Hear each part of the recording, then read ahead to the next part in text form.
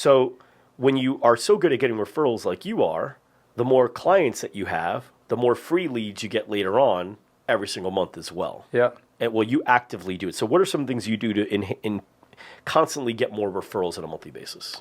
So there's a couple of things. So number one is right when we have our staff make the phone calls for the evaluations, that's our first point of entry, so to speak. Mm-hmm. Every person that comes in has to go through a performance evaluation. Okay. They don't just come and take a free class or just jump into a personal training session.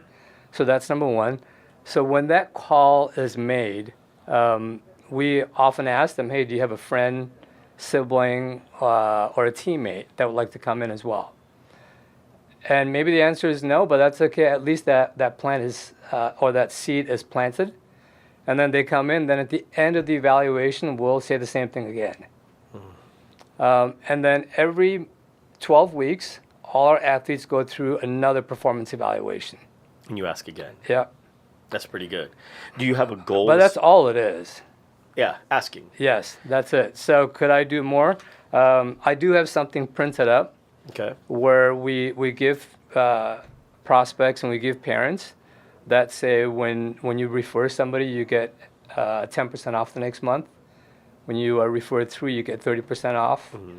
When you refer 3 or more, you get 50% off. So it's really aggressive. That's pretty good. Yeah. So with the amount of leads that you got and then business that you got, because you did 100 members or 109 members in 100 days. Mm-hmm. So that was the challenge, 100 and 100. Did a lot of that business come from referrals? The 109 members? A decent number of it did. I don't know what the exact numbers are. I'll say one of the main things that led to the success of that program is when I first heard about it, I wanted some structure to it, like how we keeping track of this.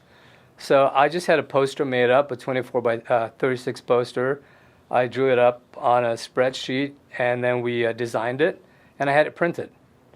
And I had it broken up into 10 weeks and just put it up in the office. And so every week you could tell how many we signed up, how many canceled, and then what our net was. That's it. Wow. Those 3 numbers. Really simple. Yeah, I love that you take an extra step. See, that's one thing that I really like about you too, is you could just say, hey guys, this is what we're looking to do. But it's like out of sight, out of mind. Yeah. So you said, let's create a visual, let's create a game around it, let's something we can all track, we see it. You probably talked about it almost every day. We did. So we have a weekly team meeting, and that's something that gets brought up every week. Really? Yeah.